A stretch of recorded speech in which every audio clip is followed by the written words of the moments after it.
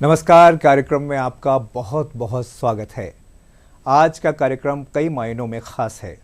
अगर हम बात करें आज के दौर में विद्यार्थियों की, तो विद्यार्थी अब परीक्षाओं की तैयारियों में जुटे हुए हैं और इन परीक्षा की तैयारियों को लेकर कई चीज़ें उनको फेस करनी पड़ती है।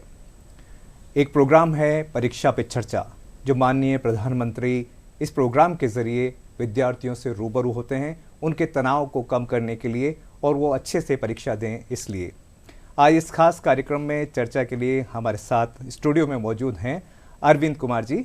आप पीएम श्री विद्यालय क्रमांक 1 के प्राचार्य हैं। आइए उनसे बात करते हैं। सर, आपका बहुत बहुत स्वागत है इस कार्यक्रम में। धन्यवाद। हम सर बात कर रहे हैं विद्यार्थियों के तनाव को दूर करने के लिए, और माननीय प्रधानमंत्री हमेशा से प्रतिवर्ष एक कार्यक्रम करते आए हैं परीक्षा पे चर्चा को लेकर। सर, क्या कहेंगे इस कार्यक्रम को लेकर? ये बहुत ही अनूठी पहल है। ये एक हमारे माननीय प्रधानमंत्री श्री नरेंद्र मोदी जी द्वारा चलाई गई बहुत ही विशिष्ट और अनूठी पहल। एक विश्व के सबसे बड़े लोकतंत्र के मुखिया, जो प्रतिदिन सैकड़ों परीक्षाओं का सामना करते होंगे, उनसे बेहतर और कौन हो सकता है बच्चों को ये मंत्र देने के लिए कि परीक्षाएं हमारे जीवन का अभिन्न अंग हैं।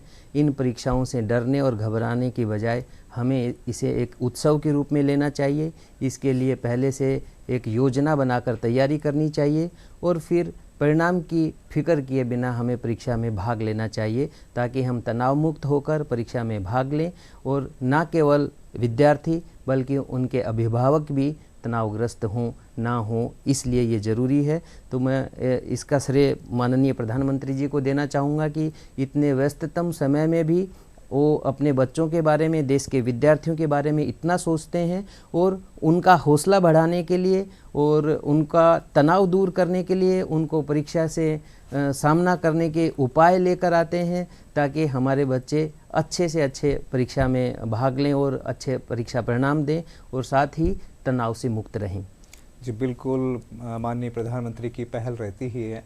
सर, इसमें एक बहुत ही महत्वपूर्ण जो चीज़ आती है, एक तनाव को लेकर जो बात करते हैं, सबसे पहले सर भूमिका स्वयं विद्यार्थी की है।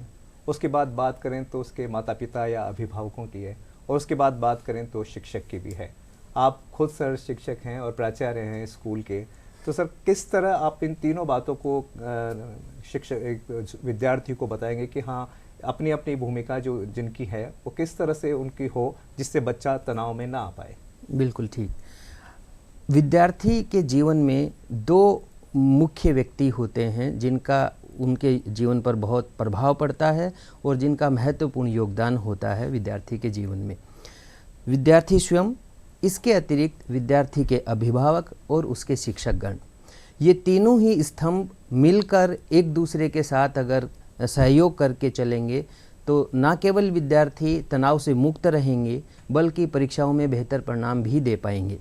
अगर हम तीनों ही आयामों का अपना अपना योगदान या अपने अपनी तैयारियों की बात करें, तो विद्यार्थी के लिए ये आवश्यक है कि निरंतर वर्ष भर वो ईमानदारी पूर्वक प्रयत्न करें, अपनी पढ़ाई में निरंतर रहें, शिक्षकों द्वारा जो भी उनको निर्देश दिया जाता है, दिशा निर्देश, उसकी शब्द से पालना सुनिश्चित करें और एक दिनचर्या बनाकर अपना पढ़ाई करें। एक टाइम टेबल उनका प्रॉपर होना चाहिए, जिसमें पढ़ाई के साथ साथ खेलों को और शारीरिक गतिविधियों को भी स्थान देना चाहिए।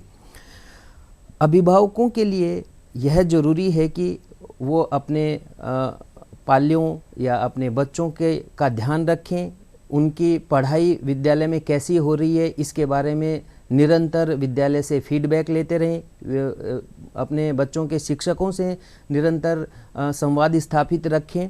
उनका जो परफॉर्मेंस है विद्यालय के दौरान वर्ष भर, उनका क्लासरूम में या उनका जो मंथली टेस्ट होता है उसमें उनके परफॉर्मेंस, उसके ऊपर निगरानी रखें और अगर उसमें कोई उतार चढ़ाव आता है तो शिक्षकों से संवाद स्थापित कर उसका कारण जानने का प्रयत्न करें और फिर उसका उपाय खोजने का कोशिश करें। साथ ही विद्यार्थियों पर हमेशा अपनी अपेक्षाओं और आकांक्षाओं का ही दबाव ना बनाकर रखें। उनकी छोटी छोटी उपलब्धियों की प्रशंसा करें, उनको शाबाशी दें, उनका मनोबल बढ़ाएं और भावनात्मक रूप से उनका साथ दें, सहयोग दें, उनकी मदद करें। हम जानते हैं कि किशोरावस्था अपने आप में ही बहुत समस्याओं से भरी अवस्था होती है, जिसमें विद्यार्थी बहुत सारे शारीरिक बदलावों से गुजरते हैं। साथ ही आज के ज़माने में जहाँ इंफॉर्मेशन टेक्नोलॉजी बहुत एडवांस्ड हो गई है, वहाँ सोशल मीडिया का प्रभाव हमारे सभी के जीवन पर अत्यधिक होता है। किशोरावस्था में ये और ज़्यादा गंभीर हो जाता है, क्योंकि उस अवस्था में हम दूसरों का आकर्षण, दूसरों का अटेंशन हम लेना चाहते हैं और उस प्रयत्न में हम लगे रहते हैं कि कैसे ज़्यादा से ज़्यादा लोग हमारी प्रशंसा करें या हमारे फॉलोअर बने या सबको हम अच्छे लगें। तो ऐसे में भावनात्मक रूप से बच्चों के साथ लगाव रखें और उनको समय दें, उनकी समस्याओं को जानने का प्रयत्न करें। उनके जीवन में या उनके क्रियाकलापों में अगर थोड़ा बहुत भी बदलाव आता है तो उसको नज़रअंदाज बिल्कुल भी ना करें, क्योंकि उस बदलाव के पीछे कोई गंभीर कारण हो सकते हैं। ऐसे में अपने बच्चों के साथ संवाद स्थापित करें और दोस्त की तरह उनके साथ व्यवहार करें, ताकि आपसे वो कोई भी बातें छुपाएं नहीं। विशेषकर अगर उनके जीवन में कुछ गलत चल रहा है या कुछ सीरियस चल रहा है तो वो आपके साथ शेयर करें, ताकि समय रहते ही आप उनकी समस्याओं को जान पाएं और उनका कोई बेहतर उपाय और हल ढूंढ पाएं।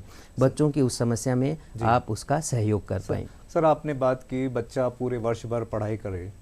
सर, एक बच्चा है जो मान लीजिए वर्ष भर पढ़ाई करता है, लेकिन परीक्षा के समय भी वो तनाव में आ जाता है। इसकी क्या वजह देखते हैं? और दूसरी बात सर, आपने की खेलकूद की कि बच्चा खेलकूद भी करता है। कई माँ बाप सर ऐसे होते हैं कि जब पढ़ाई का वक्त आता है, परीक्षा का वक्त आता है, तो उस वक्त कई गतिविधियां जैसे खेल कूद या अन्य कोई गतिविधि करता है उस पर रोक लगाते हैं। तो इन दोनों बातों को किस तरह लेंगे आप?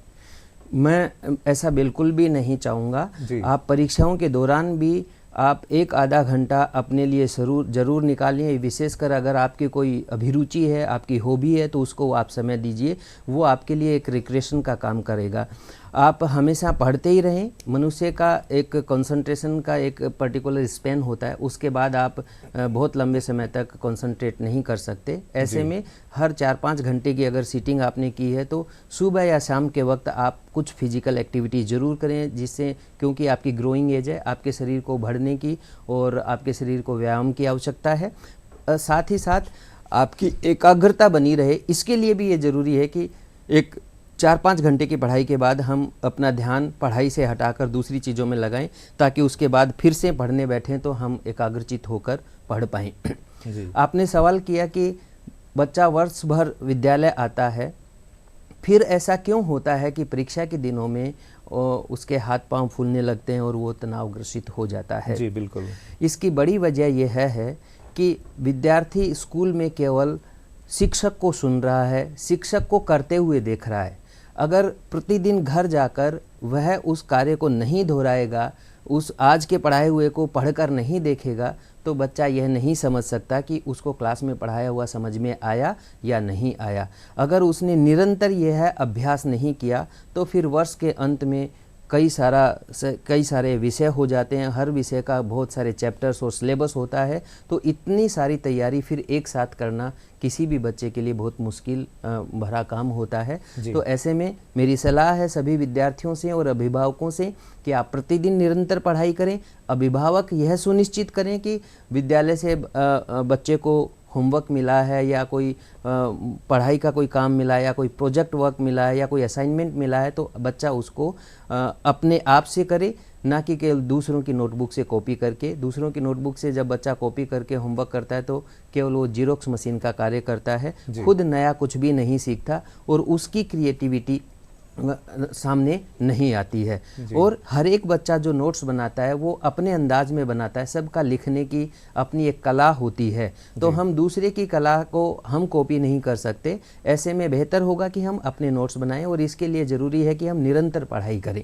अगर निरंतरता रहेगी हमारी पढ़ाई में, निष्ठा और ईमानदारी रहेगी हमारी पढ़ाई में, तो मुझे नहीं लगता कि कोई भी वजह है कि हम परीक्षा के नाम पर भयभीत हों और हमें किसी भी तरह का तनाव हो। बिल्कुल, ये बहुत ही अच्छी बात की कि बच्चा स्कूल जाता है तो वो उसमें निरंतरता बनाए रखे। स्कूल में जो पढ़ा रहे हैं शिक्षक, उसको घर पे आकर दोहराए भी। और अभिभावकों की भी जिम्मेदारी है कि बच्चा जो पढ़ाई कर रहा है वो क्या पढ़ रहा है, उस पर उसका क्या ध्यान, क्या देख रहा है, उसको भी लगातार मॉनिटरिंग करने की ज़रूरत है। एक सवाल सर ये बहुत ही इम्पोर्टेंट आता है कि अभिभावक के पॉइंट ऑफ व्यू से मैं बात करूं तो सफलता एक्सेप्ट करते हैं वो बच्चे की, लेकिन जहाँ असफलता उनको दिखती है वहाँ अभिभावक निराश हो जाते हैं, कुंठित हो जाते हैं और सारा गुस्सा या कुछ भी कहें वो विद्यार्थी पर निकालते हैं। और उस दौरान सर क्या होता है कि हम आपको देखने में आया होगा, हम सब भी देखते हैं कि कई बाहर जो बच्चे पढ़ रहे हैं, अकेला रहकर भी पढ़ रहे हैं, तो वो भी भावनात्मक वो जुड़ाव उनको नहीं मिल पाता है और फिर कई केस हमारे सामने आते हैं कि उस बच्चे ने सुसाइड कर लिया। ये तो सर ये क्या वजह है और किस तरह से इसको दूर किया जाए? बहुत सही कहा। ये बहुत ही दुर्भाग्यपूर्ण है कि हम अभिभावक होने के नाते या हमारे समाज के विभिन्न लोग हम केवल सफलताओं को स्वीकार करते हैं। असफलता की स्वीकार्यता हमारे समाज में सामान्यतः नहीं पाई जाती। विशेषकर अभिभावकों के भी मन में बहुत सारी आकांक्षाएं और अपेक्षाएं अपने बच्चों से होती हैं और कई बार उन्हीं अपेक्षाएं और आकांक्षाओं का बोझ बच्चों के लिए बहुत भारी बन जाता है। जी। हमारे जीवन में सफलता और असफलता दोनों का 50-50% चांस होता है। बिल्कुल। एक ही सिक्के के दो पहलू हैं। अगर हम सफलता को स्वीकार करते हैं तो हमें असफलता को भी स्वीकार करना चाहिए।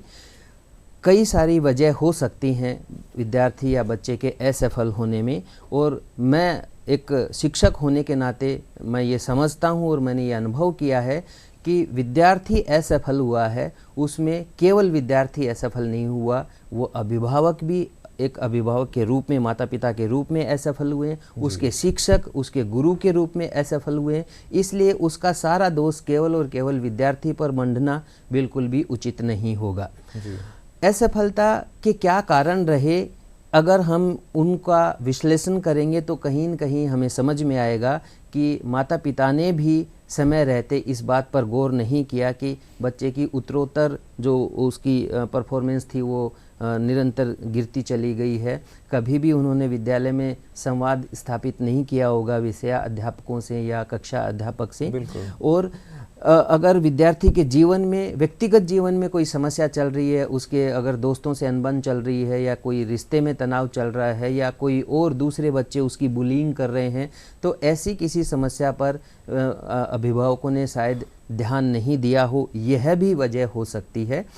मुख्य रूप में हम ये कह सकते हैं कि विद्यार्थी को हम सबसे ज़्यादा दोषी मानते हैं, लेकिन मेरे अनुसार विद्यार्थी ही नहीं, अभिभावक और उसके शिक्षक भी उतने ही दोषी हैं उसके असफलता के पीछे। इसलिए असफलता के लिए केवल विद्यार्थी को दोषी मानना और उसको भला बुरा कहना या उसको डांटना ये अच्छी बात नहीं है। और दूसरी बात, सर, दुनिया में कोई भी व्यक्ति ऐसा नहीं है जो पहले ही प्रयास में सफल हुआ हो और जो हमेशा ही सफल होता रहा हो।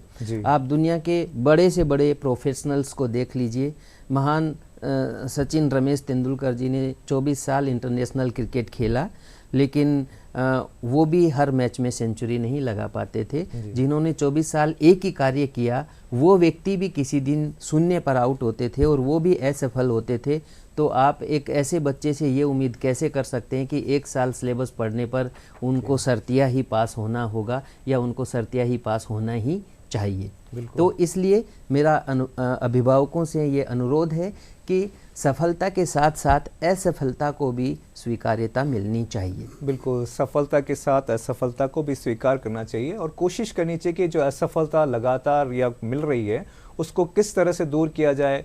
एक दूसरे से संवाद करें, विद्यार्थी से संवाद करें, अपने बच्चों से संवाद करें और जो उसको समस्याएं आ रही हैं उसको ध्यान से सुनें और उसका हल निकालें। ये संवाद बहुत ज़रूरी है।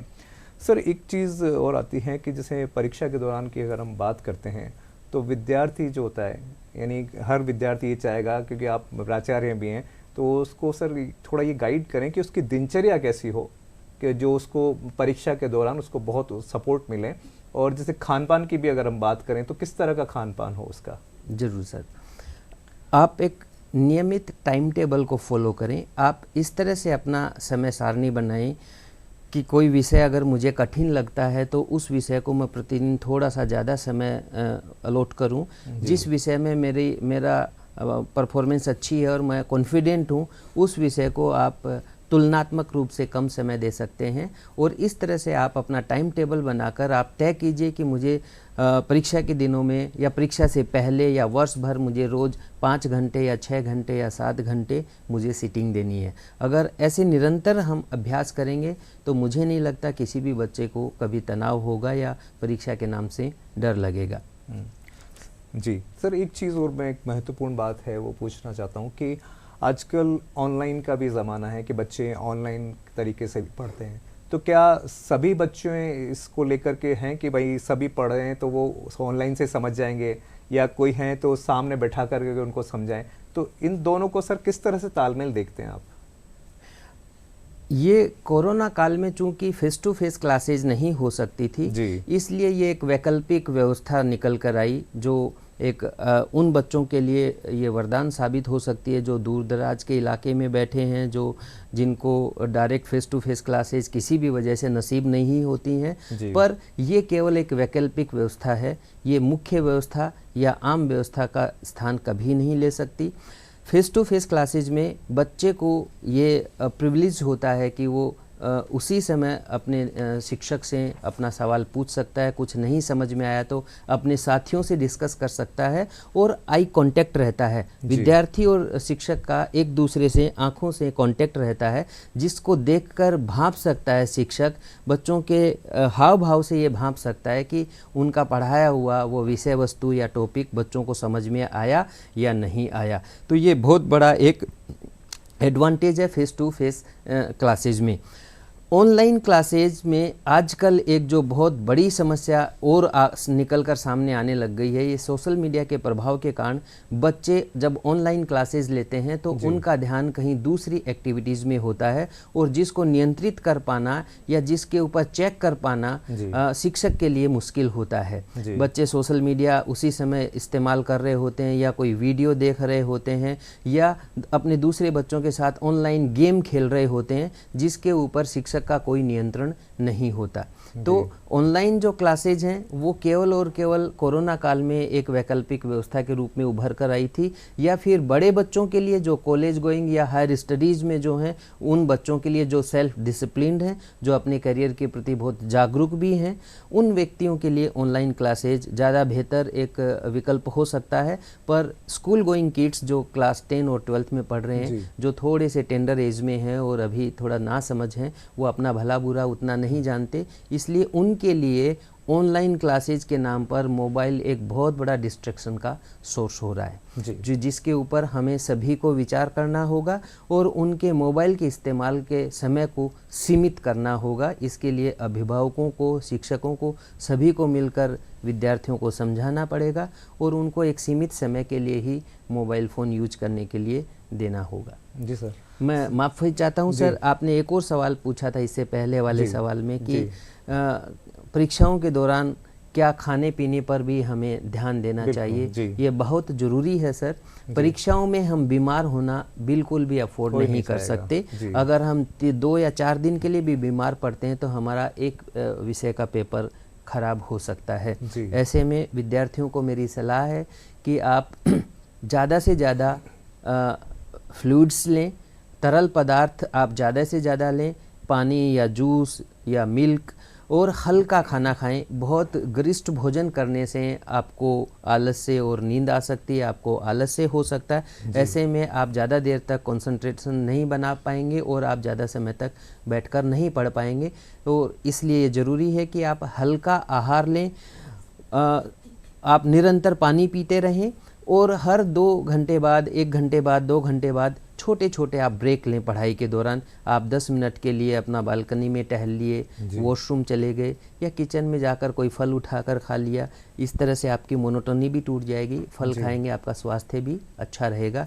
तो फलों को अधिकतर आप प्रेफरेंस दें खाने में, हल्का खाना खाएं और पेय पदार्थ ज़्यादा से ज़्यादा लें, विशेष रूप से पानी, क्योंकि आपका खाना भी एक बहुत महत्वपूर्ण एक कंपोनेंट होता है एग्ज़ाम्स के दिनों में आपको स्वस्थ बनाए रखने के लिए। जी बिल्कुल, बहुत ही महत्वपूर्ण जानकारी दी कि बच्चे थोड़ा तरल पदार्थ पी लें, फ्रूट भी खाएं और कंटिन्यूस सिटिंग ना करके थोड़े थोड़े टाइम में बैठें और अपने आप को थोड़ा सा रिलैक्स करेंगे तो और उसको उनको एनर्जी भी मिलेगी और अच्छे से पढ़ाई कर पाएंगे। सर एक और जो चीज़ आती है, अब मैं माता पिता के पॉइंट ऑफ व्यू से ही पूछना चाहता हूँ, क्योंकि अपेक्षाएं बहुत होती हैं अपने बच्चों से सभी को, और वो अपेक्षा पे जैसे खरा नहीं उतरता या फिर अनावश्यक दबाव उस पे बच्चे पे बनाया जाता है कि नहीं वो कैपेबल नहीं है किसी चीज़ के लिए, लेकिन उसको कैपेबल बनाने के लिए उसको फोर्स किया जाता है। कई बार तो माता पिता शायद बहुत ज़्यादा फोर्सली भी बोल देते हैं, तो ऐसे बच्चे के नेगेटिव असर पड़ता है सर बच्चे पे। तो क्या कहेंगे इस चीज़ को लेकर, माता पिता को आप क्या मैसेज देना चाहेंगे, किस तरह से बच्चे से अपने वो बातचीत करें या उसको समझाएं, या क्या अभिभावकों के लिए राय होगी आपकी? जी सर, दुर्भाग्य से हमारे समाज में अभिभावक बच्चे के जिंदगी से संबंधित सभी चुनाव अभिभावक करते हैं जी। इवन वो कौन सी स्ट्रीम ऑप्ट करना चाहिए ये भी पेरेंट डिसाइड करते हैं, ना कि बच्चा, उसका खुद का इंटरेस्ट, उसका एप्टीट्यूड ये क्या है और वो क्या बनना चाहता है जी। और उसके पीछे बड़ी वजह होती है अभिभावकों की अपेक्षाएं। हम सभी चाहते हैं कि हमारे बच्चे होनहार बने, अच्छे नागरिक बनकर समाज और राष्ट्र की सेवा करें और समाज के राष्ट्र के विकास में अपना महत्वपूर्ण योगदान दें जी। लेकिन ईश्वर ने हर एक व्यक्ति को एक विशेष काम के लिए इस धरती पर भेजा है। हर एक बच्चा अपने आप में विशिष्ट है, एक यूनिक है। बिल्कुल। उस सभी बच्चों से हम यह अपेक्षा करें कि या तो वो डॉक्टर बन जाए या इंजीनियर बन जाए, ये बिल्कुल इंसाफ की बात नहीं होगी। ये उस बच्चे के टैलेंट के साथ नाइंसाफ़ी है और इवन समाज को भी आप एक नुकसान पहुंचा रहे हैं, क्योंकि अगर मैं एक बेहतरीन चार्टेड अकाउंटेंट बन सकता था, या मैं एक बेहतरीन खिलाड़ी बन सकता था, या मैं एक बेहतरीन एंकर बन सकता था, और अगर या मैं अब एक शिक्षक बन गया हूँ, अगर मेरे पेरेंट्स ने भी मुझ पर ये दबाव डाला होता कि मुझे हर हाल में डॉक्टर ही बनना है या इंजीनियर ही बनना है, तो हो सकता है कि समाज को या राष्ट्र को एक शिक्षक नहीं मिलता। तो ऐसे में अभिभावक अपनी अपेक्षाएं ना थोपे, बच्चों का एप्टीट्यूड, उनका काबिलियत, उनका इंटरेस्ट, उनके अपने सपने क्या हैं। हाँ, उनके अगर सपने अनरियलिस्टिक लगते हैं या ऐसे ख्वाब वो देख रहे हैं तो हम उनको सच्चाई से अवगत कराएं, पर अपनी अपेक्षाएं कदापि ना थोपें। उनका भी इंटरेस्ट जाने, उनकी काबिलियत को पहचाने कि किस फील्ड में वो बच्चा ज़्यादा अच्छा कर सकता है। अगर ऐसा करेंगे तो फिर परीक्षा रूपी तनाव कभी उसको होगा ही नहीं। अगर मैं अपनी पसंद का खाना बनवा रहा हूँ तो उस खाने को खाने में मुझे कतई परहेज नहीं होगा और किसी भी तरह की समस्या का सामना नहीं करना पड़ेगा। मुझे तो समस्या तब होगी जब मैं दूसरे की पसंद का खाना खाऊंगा, तब मुझे सिमिलरली अगर मैंने अपनी पसंद का फील्ड चुना है तो फिर मुझे परीक्षा के दिनों में तनाव फील होगा ही नहीं, क्योंकि वो मैं अपनी पसंद का और अपने इंटरेस्ट का काम कर रहा हूँगा, जिसको करते हुए मुझे आनंद की अनुभूति होगी, ना कि तनाव और भय और घबराहट। बिल्कुल, जो दिनचर्या में आनंद की अनुभूति होगी। सर एक हम वापस बात करें प्रधानमंत्री के परीक्षा पे चर्चा के कार्यक्रम की, तो हमेशा से ही उन्होंने बच्चों को, जो विद्यार्थी हैं, बहुत ही महत्वपूर्ण टिप्स दिए हैं कि उनका तनाव दूर हो, वो अच्छे से पढ़ाई करें। इस बार का जो प्रोग्राम है वो कई मायनों में यानी अलग पेश हो रहा है, ख़ास है। उन्होंने जो विशेषज्ञ हैं संबंधित उनको भी बुलाया है, तो सर क्या कहेंगे इस नवाचार के बारे में? ये जो नया फ्लेवर 8वें संस्करण में, परीक्षा पे चर्चा के 8वें संस्करण में हमारे माननीय प्रधानमंत्री जी लेकर आए हैं, ये बहुत ही सराहनीय है और प्रशंसनीय है। इसका प्रभाव और अधिक होने वाला है, मुझे ऐसा लगता है, क्योंकि जिस क्षेत्र में किसी ने विशिष्ट स्थान प्राप्त किया है और बहुत ऊंचा मुकाम हासिल किया है, उन व्यक्तियों ने भी परीक्षा का सामना किया है, उन्होंने भी तनाव का सामना किया है। तो उन्होंने कैसे उस तनाव रूपी माहौल से बाहर निकलने का प्रयास किया या क्या योजनाएं बनाई और किस तरह से वो उस तनाव से बाहर निकल कर आए, जब वो अपनी कहानी बयां करेंगे तो विद्यार्थियों को ये समझ में आएगा कि तनाव होना एक स्वाभाविक और एक नेचुरल प्रोसेस है। हम सभी तनाव से गुजरते हैं, लेकिन ये तनाव घबराहट और व्यग्रता में नहीं बदलना चाहिए। इसके लिए हमें क्या करना चाहिए, इनके जवाब हमें उन विशेषज्ञों से सुनने को मिलेंगे और मैं आशा करता हूं कि हमारे बच्चे बहुत इससे लाभान्वित होंगे और उनके बताए हुए तरीकों से, उनके मंत्रों से वो भी अपने परीक्षा के तनाव को दूर करने में सफल साबित होंगे और इसका ज़रूर विद्यार्थियों को फ़ायदा होगा। जी बिल्कुल, इसका ज़रूर विद्यार्थियों को फ़ायदा होता आया है और आगे भी होगा। सर, आखिर में हम चाहेंगे कि आप विद्यार्थियों को क्या मैसेज देना चाहेंगे, क्योंकि परीक्षा का दौर अभी से शुरू ही होने वाला है, तो आपकी क्या मैसेज रहेगा विद्यार्थियों के लिए, उनके अभिभावकों के लिए, एक अच्छा मैसेज जो उनके बहुत काम में आए? मैं विद्यार्थियों को यही कहना चाहूँगा कि आप निरंतर पढ़ाई करें, अपनी तैयारी अच्छे से कर जाएं, आप अपनी अपेक्षाओं के अनुरूप मेहनत करें और प्रयास करें। परिणाम के बारे में बहुत अधिक नहीं सोचें, अभी केवल प्रोसेस के बारे में सोचें। अगर प्रोसेस हमारी अच्छी रही तो परिणाम अच्छा आ ही जाएगा, और अगर हम परिणाम के बारे में पहले ही सोचने लगेंगे तो फिर हम पर दबाव और हम पर तनाव आएगा, और हो सकता है फिर उस दबाव में हमसे परीक्षा के दौरान गलतियां भी हो जाएं। इसलिए मेरी यही सलाह है कि आप अपने प्रति ईमानदार और निष्ठापूर्वक तैयारी कीजिए, निष्ठावान बने रहिए अपने प्रति, और अपनी काबिलियत के हिसाब से मेहनत कीजिए।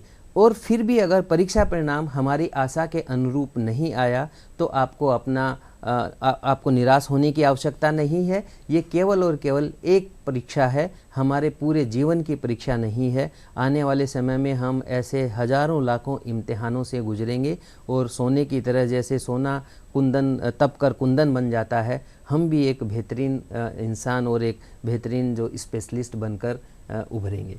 जी बिल्कुल, ये एक परीक्षा है और जीवन में बेहतरीन इंसान बनकर उभरेंगे, ये कहना है सर का। और सबसे बड़ी चीज़ ये है कि सिर्फ एक परीक्षा है, विद्यार्थी किसी प्रकार का तनाव ना लें, क्योंकि पढ़ाई वो करते हैं और पढ़ाई करते हैं, कहीं ना कहीं कुछ ना कुछ ऐसी चीज़ हो जाती है जो तनाव तो स्वाभाविक है, जिस सर ने भी कहा, तो तनाव आना स्वाभाविक है, लेकिन तनाव को बनाए नहीं रखना है और अच्छे से अपना परीक्षा और एग्ज़ाम देना है, तो परिणाम भी श्रेष्ठ ही आएंगे। और किस सफलता असफलता जीवन से जुड़ी हुई होती हैं, तो इसको ज़्यादा नहीं सीरियसली लेना, तनाव नहीं लेना है किसी भी कीमत पे। तो सर, आप हमारे स्टूडियो में आए, आपने चर्चा की, आपका बहुत बहुत धन्यवाद। आपका भी बहुत बहुत धन्यवाद। आपने मुझे दर्शकों से रूबरू होने का मौका दिया और मुझे आपके स्टूडियो में बुलाया, इसके लिए मैं तहे दिल से आपका धन्यवाद ज्ञापित करता हूँ। तो आज इस कार्यक्रम में इतना ही, दीजिए इजाज़त, नमस्कार।